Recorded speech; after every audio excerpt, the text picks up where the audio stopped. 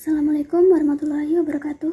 Perkenalkan, nama saya Rahma Amalia, NIM 200512040442 dari program studi S1 Teknik Informatika Universitas Negeri Surabaya. Pada video kali ini saya akan menjawab beberapa pertanyaan untuk tugas UAS mata kuliah Etika Profesi. Pertanyaan yang pertama yaitu, jelaskan perbedaan antara hak cipta dan hak kekayaan industri. Sebutkan masing-masing contohnya. Nah, jika hak cipta yaitu hak eksklusif bagi penciptanya, atau bisa juga untuk menerima hak tersebut. Hak ini difungsikan untuk memperbanyak ciptaan sesuai dengan pembatasan dan Undang-Undang Dasar.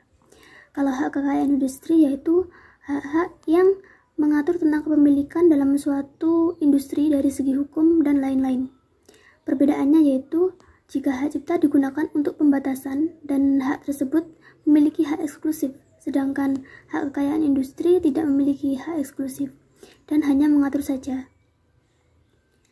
Contoh dari hak cipta yaitu seperti buku, karya tulis, dan lagu.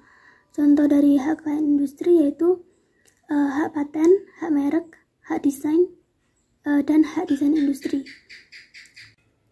Untuk pertanyaan yang kedua yaitu, apakah semua pekerjaan dianggap profesi? Berikan contoh-contoh profesi yang bergerak dalam bidang TI. Jawabannya yaitu tidak.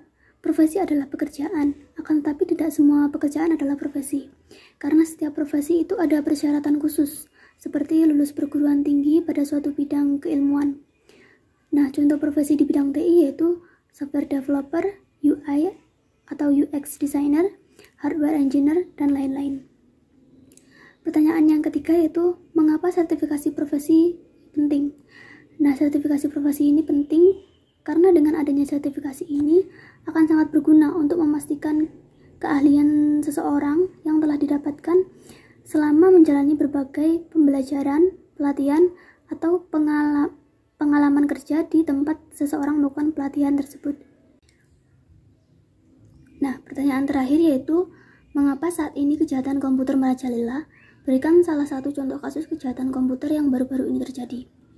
Menurut saya, kejahatan komputer saat ini merajalela karena masih rendahnya kesadaran masyarakat untuk lebih menjaga data-data privasi yang mereka miliki. Selain itu, kurangnya keamanan pada suatu situs web atau aplikasi yang banyak digunakan oleh masyarakat juga memperbesar kemungkinan adanya kejahatan komputer. Untuk contoh kasus kejahatannya sendiri yaitu,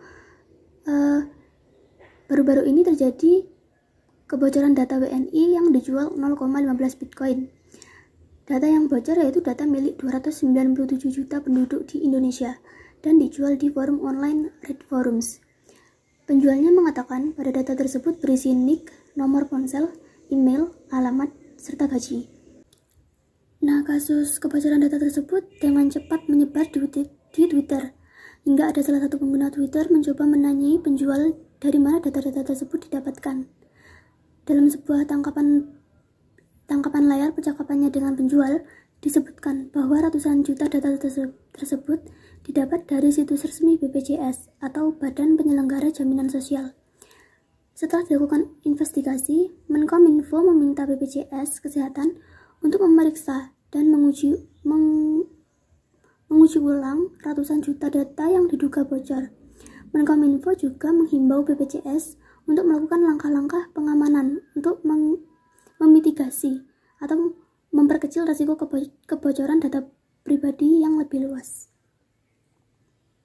Sekian jawaban-jawaban dari saya, kurang lebihnya mohon maaf. Wassalamualaikum warahmatullahi wabarakatuh.